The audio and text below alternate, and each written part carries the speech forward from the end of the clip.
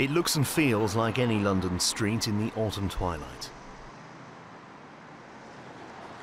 But this place will always be stained by the memory of the horrific and senseless events that happened here in May 2013. Fusilier Lee Rigby was slain here, picked out at random because his killers believed he was a soldier. They were right. The nation responded, showing their respects to one who served and had fallen, not in a foreign land, but on a London street. The flowers may have gone, but that doesn't mean people have forgotten what happened to Lee Rigby. His murder at this spot has affected the whole community. At the heart of the community is the military, who've been a part of Woolwich from the start. Woolwich Barracks is where Fusilier Rigby had been making for when he was murdered. They're rebuilding and restoring the historic Georgian officers' mess, in some ways mirroring what personnel here had to do themselves following their colleagues' killing. Initially everyone was shocked and horrified by the incident, but we've always had a good relationship with the local police, the local council and the local people. So although they gave us probably more support than they would have done already, there was existing support there, which made it so much easier to cope with. Because we're a busy station and there's lots going on, I think generally people manage to busy themselves in their work and try not to dwell on it too much. But clearly we had support from friends and family and other organisations which helped get through it as well. Decalia in Cyprus, where Lee Rigby's battalion is based, and this tribute from his CO. Many in the battalion, particularly in my drums platoon, have been rocked by the details that have emerged over the last weeks. We're grateful for all the support that we've received. Fusilier Rigby was a highly professional and dedicated soldier. He was a real character in the 2nd Fusiliers and is missed greatly. He was a true warrior, having served with distinction in Afghanistan.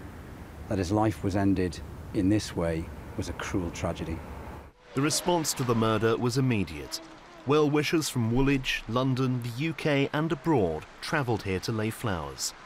But even before that, moments after the savage murder, people did what they could to help.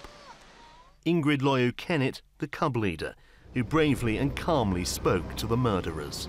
Very emotional, huge response from the British public, and just to say how we are behind Lee, our army, and to say yes, we won't stand for it. It's not here. There are regular armies. If you want to fight, don't kill like this. It's impossible to claim that good can come from such brutality. But leader of Royal Greenwich Council, Chris Roberts, does believe the community spirit of the borough shone through. Within hours we had, and once we'd been able to digest it, we were opening books of condolence, and we had people queuing through our town hall to sign that. And there was a real sense here that because this has been a military town almost before it was a town, if that makes sense, the army was here before the town.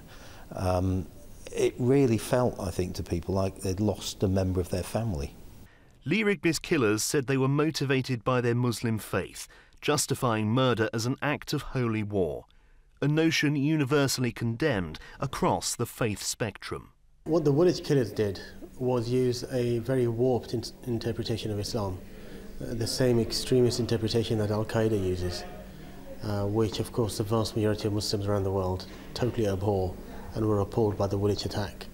But it's important to recognise the problem before we can deal with it, which is it wasn't crazy people or mad people or just street thugs or criminals. They were religious extremists motivated by their religious understanding. And this was using medieval rules of jurisprudence effectively, rules of war, to say that this country is a land of war. That's why they said they were soldiers and they were justified in attacking a British soldier in their view. Talking to people at our local mosque, they're horrified to see and hear their religion being trashed like this. At the end of the day, these are the lies of murderers, and people feel like that in the community generally, but also within that faith. In the same way that people would have said, what has the IRA got to do with Roman Catholicism, or the Spanish Inquisition have to do with Roman Catholicism? I do quite a lot of work with the local faith groups. I've visited recently the Greenwich Islamic Centre, and in fact their football team train on our barracks sports pitches, and we're arranging a football match against them in the new year. Lee Rigby's murder will always be remembered here, and so will the truth behind it. It hasn't divided this community or isolated the military from it. The sense I get is that people understand the young Fusilier's killing was solely the work of two misguided people using a warped take on Islam to justify murder. He'll be remembered at the National Arboretum in Staffordshire, which is where all the three services commemorate their fallen. And I believe that the Royal Regiment of Fusiliers will also remember him in their chapel, which is wholly appropriate. He really, foremost, was a Fusilier.